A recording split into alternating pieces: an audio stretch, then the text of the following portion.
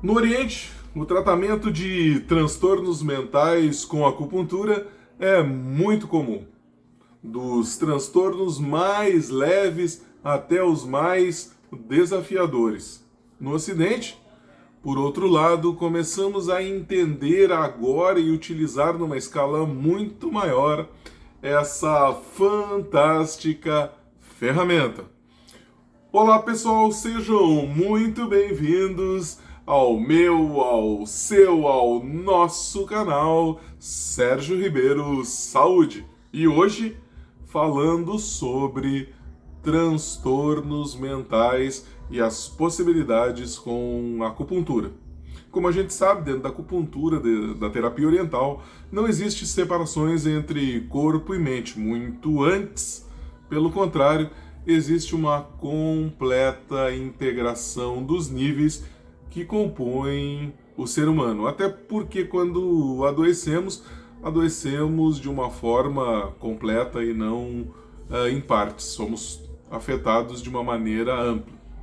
Talvez o maior desafio desse crescimento no momento é o entendimento que muitas vezes a gente tem de achar que esse conhecimento pertence a alguma área.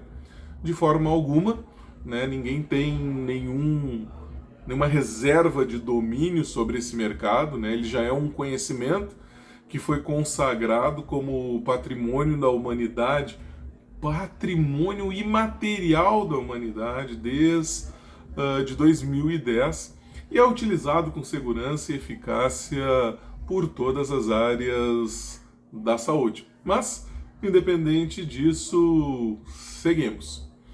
Como a gente já conversou outras vezes no canal, cada órgão integral, fígado, coração, baço, pulmão, rim, tem parte da psique vinculada na materialidade através dos próprios órgãos, né? Que ancora características que são mentais, emocionais, espirituais, abrangendo dimensões onde o ser humano se manifesta nessa frequência existencial. Se você está atento nesse momento e achando algumas coisas estranhas, isso é um bom sinal. Quando a gente aprende coisas novas, isso pode acontecer. E se está tudo tranquilo, então melhor ainda. Assim, alterações da mente, emocionais e do espírito são manifestações que acontecem dentro da vivência do ser humano. Pode parecer em algum momento desafiador essa compreensão, mas na medida que a gente vai ampliando a nossa bagagem, os nossos conhecimentos, trazendo subsídios da física moderna, da física atual, dos processos da espiritualidade, da neurologia, da neuropsicologia, a gente vai conectando e vai conectando de uma maneira transdisciplinar e utilizando esses conhecimentos para ampliar nossa capacidade de resolução e de entendimento, tornando os nossos desafios bem mais simples no nosso cotidiano.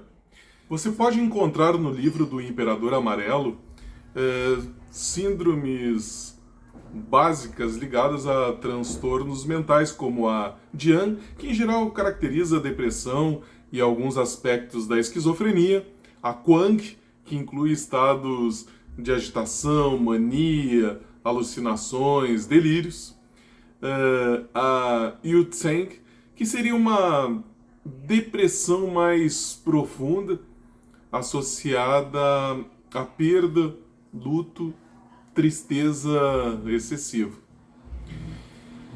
Vê que tudo isso é descrito dentro do entendimento dessa época, e isso já se encontrava no clássico da acupuntura, né?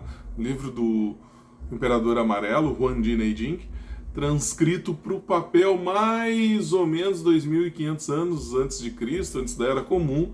Ele é dividido em 2 volumes, Su Wen, Tratado da Medicina Interna, e Ling Shu, que é o pivô maravilhoso das questões. Se eu não me engano, com mais de 80 capítulos cada um deles. Além disso, A teoria dos 5 elementos, que é parte integrante do fundamento da acupuntura, traz em si mesmo seus próprios princípios de psicoterapia, nas relações entre os elementos, de suporte, oposição, relacionamento, e nas representações caracteriológicas, né, de personalidade baseadas, né, na natureza emocional de cada um dos 5 elementos, ainda com seus respectivos aspectos yin e yang para cada elemento. Até tem uma teoria hoje da psicologia, se não me engano, se chama Big Five, que é baseada, só você olhar, baseada nesse entendimento.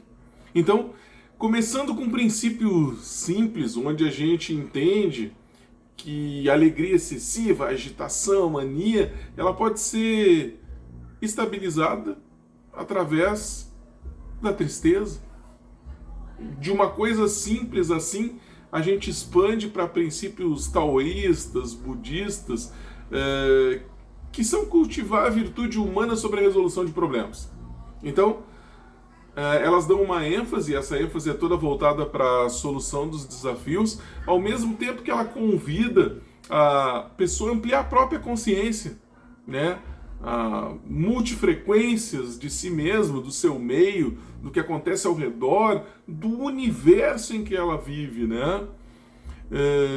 Então, ainda mais hoje em dia, né, à luz de conhecimentos modernos, integrados, a gente consegue compreender essas relações mais intrínsecas entre corpo, mente, emoções, ainda corpo, mente e espírito.